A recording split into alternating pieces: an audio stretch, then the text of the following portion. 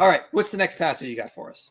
So the next one is Revelation 2:9 and 3:9. Kind of touch on the same idea. Then this one does not take long. Well, hold on. Before you guys get there, we did get a super chat related to this, so I want to put this up now. Thank you, Joshua, for the super chat. He says, doesn't what synagogue of Satan mean in the context of Revelation is those who claim they are Jews and are not, like the black Hebrew Israelites and the Muslims who claim they are the only descendants of Abraham's seed. So does that relate to this, or do you guys want to address that separately? Yeah, that's related. And to add to his list, I've talked to Hebrew roots and a lot of people who say that they're Jews.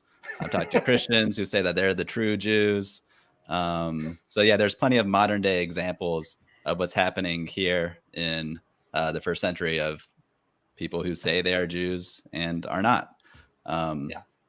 And so, yeah, I'm not Jewish. As you can see behind me, that cabinet, I'm clearly Scottish.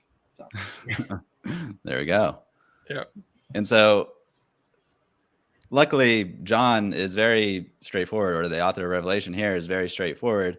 And he says, I know your tribulation and your poverty, but you are rich, and the slander of those who say they are Jews and are not, but are a synagogue of Satan. Then 3:9, behold, I will make those of the synagogue of Satan who say that they are Jews and are not, but lie. Behold, I will make them come and bow down before your feet, and they will learn that I have loved you. So this is a quick and easy one. Both verses literally say that they are not Jews. Verse 3:9 literally says that those calling themselves Jewish are lying. And what helps support this is Revelation 2:2, so just a few verses before 2:9. It says, I know your works, your toil, and your patient endurance, and how you cannot bear with those who are evil, but have tested those who call themselves apostles and are not, and found them to be false. So nobody is saying that Revelation 2:2 is in reference to apostles, and they're just ignoring the are not and found them to be false part. So they take this for face value. There are those who call themselves apostles and are not, and they are found to be false. That's exactly what we see here in Revelation 2:9 and 3:9.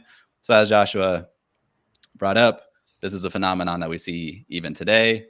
I'd like to add another thing to the list that I think is probably the most likely in the first century here, is that it could be the Gentiles who conceive of themselves as converted to Judaism. So they went through some sort of circumcision process to become Jewish.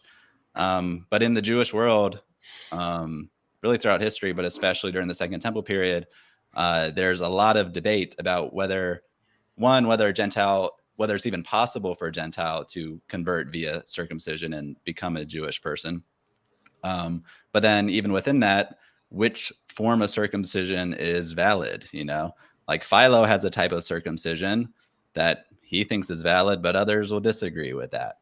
Matthew Thiessen has a great book called Contesting Conversion, where he talks about the history of this, of just like how Jewish people debated the validity of Gentile conversion to Judaism, particularly through the process of circumcision. So these very well could have been Gentiles who conceive of themselves as Jewish because they went through some process, but John, or the author of Revelation, doesn't view it as a valid conversion. But really, it could be any number of things. There were God-fearers, so Gentiles who didn't circumcise, but they participated in a lot of Jewish traditions. They could have conceived of themselves as Jewish. But no matter who these people actually were, we could just take Revelation at face value and say, whoever they are not Jews. Yeah, I swear some of these anti-Semites, they don't know how to read. Like they'll just see Synagogue of Satan and that's it. That's they go back to their coloring books. They don't even read the context. It's really, really ridiculous when you have to deal with them. Just read the verse. Like you'll see what it's actually talking about. Like Yeah. All right. What is anything else you want to add, or do you want to get to the next passage?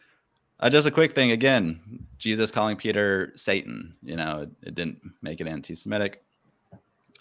Again, strong rhetoric is used. So synagogue of Satan, even if you don't want to be convinced by what the text says that they're not Jews, but you want to think that they're Jews.